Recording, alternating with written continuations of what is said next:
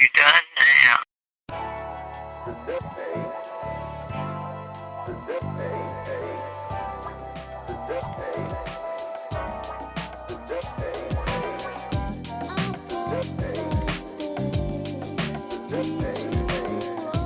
And he joins me right now, perhaps one of the most decorated competitors in all of Impact Wrestling history. He's a Grand Slam champion, a tag team champion, an X Division champion, world champion, and even a Knockouts tag team champion if history serves me correct. Eric Young joins us today. Eric, how you doing, man?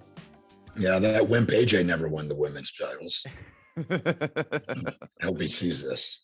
I hope he does too. So talk to me, man. You know, I mean, of course, we're talking about Impact Wrestling is going to be coming to Chicago, Illinois on August the 12th and 13th at Cicero Stadium. So a big show for you all coming up. I mean, what is it like? Chicago, I've always heard, is the greatest wrestling city of all time.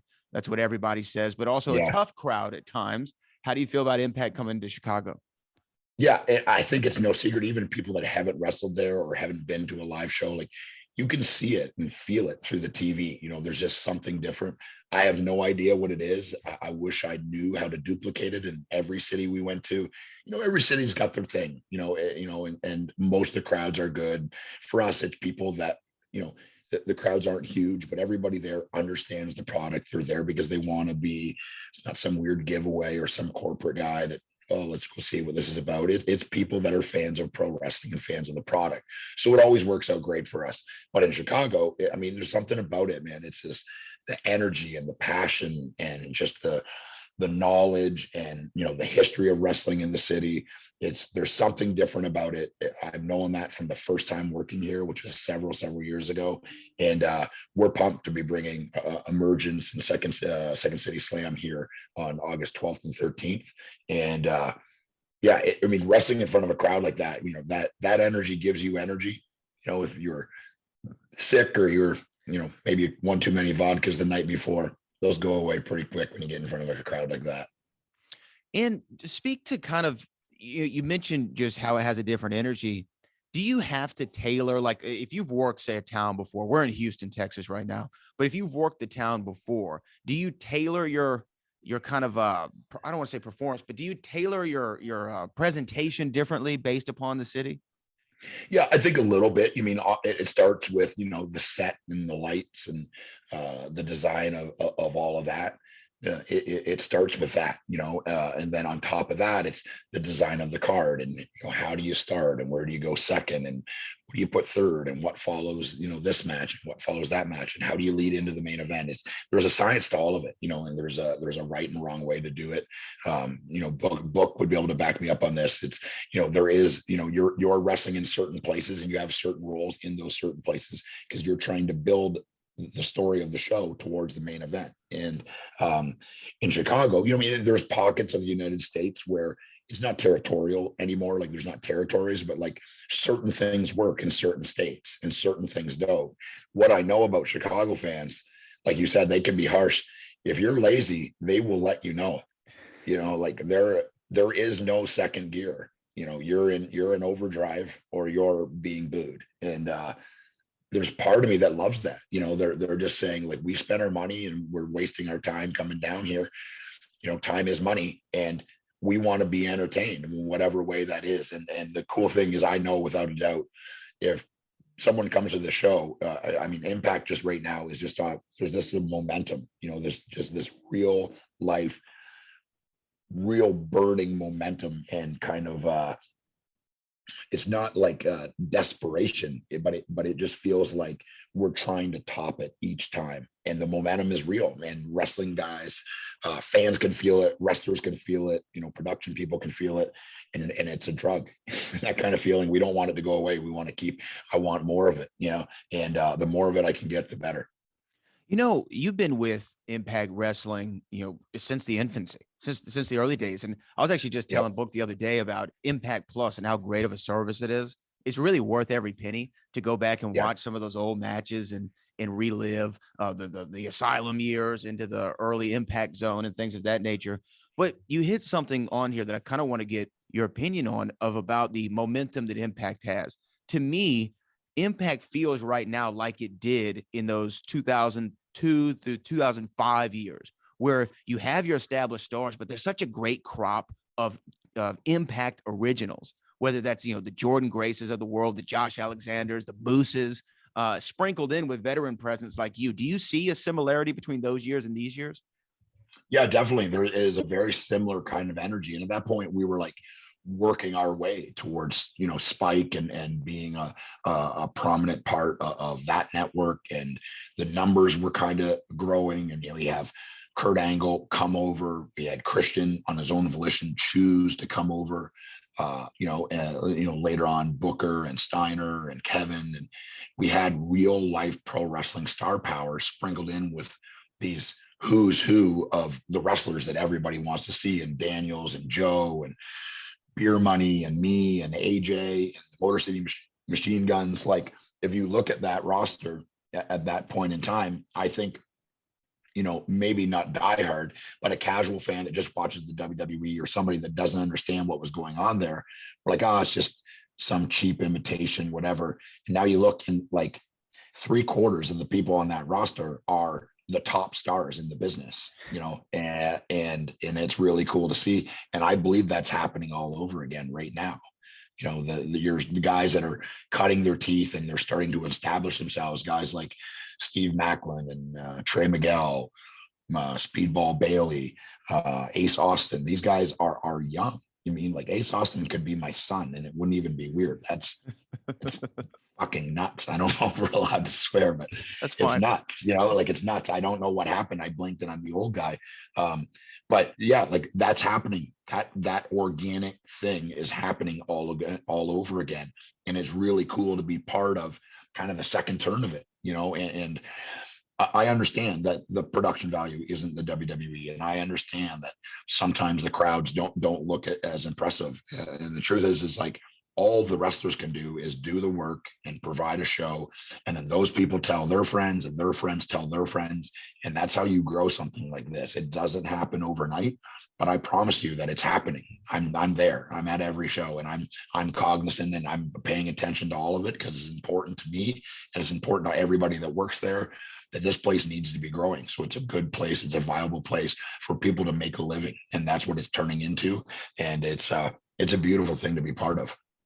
You seem like a guy who's driven by goals. You seem like a very goal-oriented person, and you want those set and established, and you want to go out and achieve them. Whether that's been in your early days in Impact Wrestling when it was TNA, going on to the WWE, being a television personality and hosting television shows. Like, you seem very goal-oriented. Coming back to Impact in 2020, what are your goals, and what have you achieved and still want to achieve? I mean, the big thing for me is to make sure that the company grows. And I think that that's the one really cool thing is, like, look, we're all independent contractors. We're all in this for ourselves, and we have to look out for ourselves first, because nobody else is going to. And that's just the nature of it. It's not cutthroat, and that's not political. That's just how it works. And there's nothing wrong with that.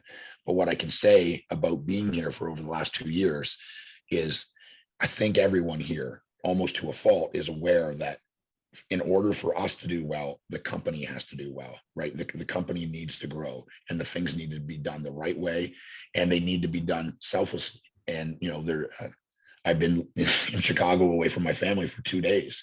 I was home for 3 days, and then, hey, can you go and do this? And I just say yes. And here I am for 2 days, living out of a suitcase and doing 14 hours of media and then flying to Louisville to wrestle. Like, it's not fun, I can tell you. And it's hard. It's harder than you think. And it's draining, and flying here and flying there. And if anyone's been to the airport in the last 6 months, it is the living hell right now. And traveling for a living is not fun right now. It's not fun anytime, but it's really difficult right now with cancellations and delays.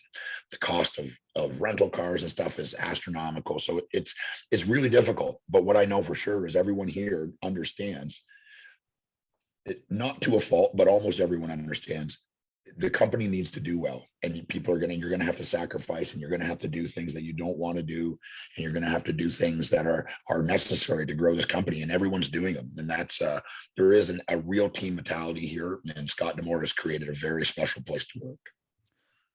And I want to actually talk about Scott D'Amore since you brought him up. I feel like he is kind of an unsung hero in the industry. I mean, you hear For about sure. people talk about Scott D'Amore, but the creative talent that he is, the in front of the camera, behind the scenes talent that he is, what he does on the business end, just talk about how important he really has been to not only Impact, but I think that he is really important to wrestling.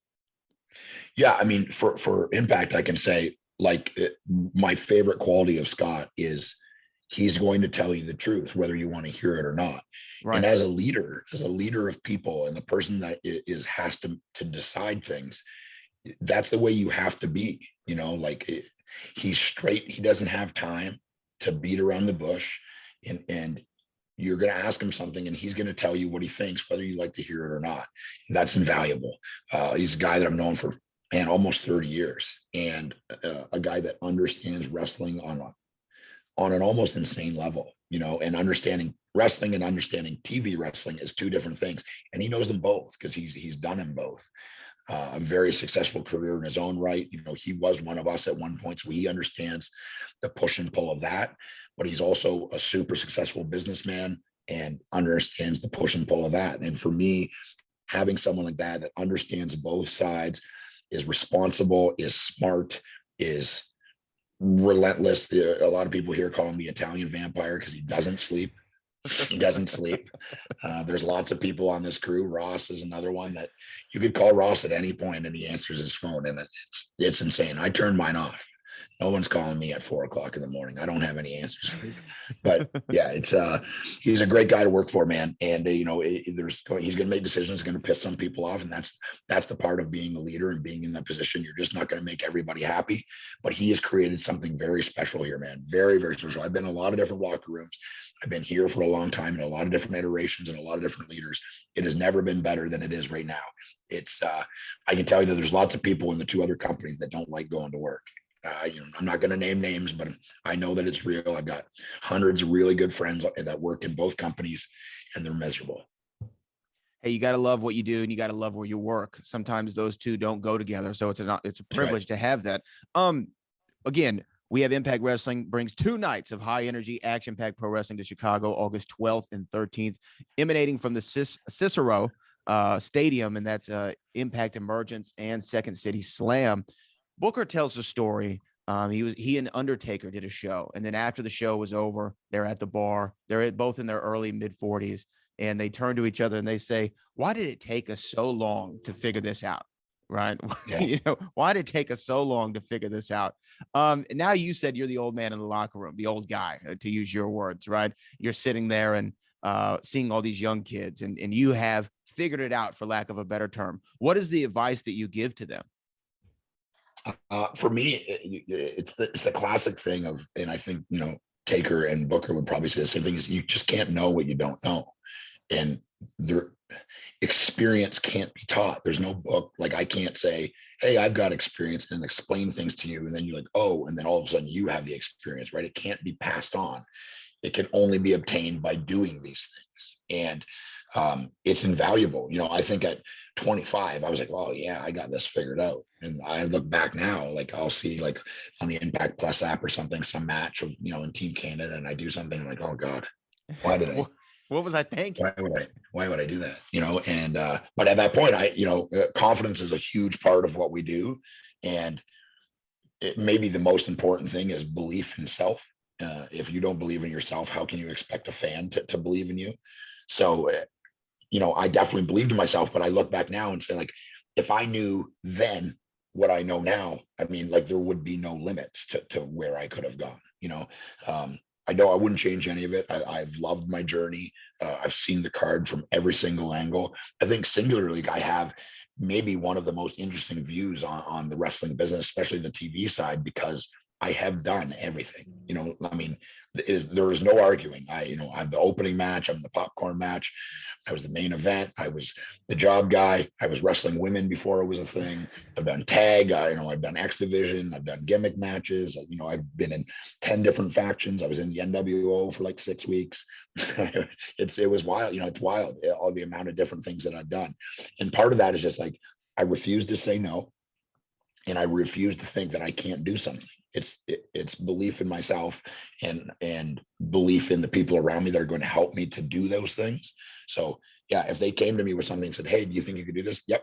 Without even thinking about it. Yep. With no idea. I'd never done comedy wrestling a day in my life.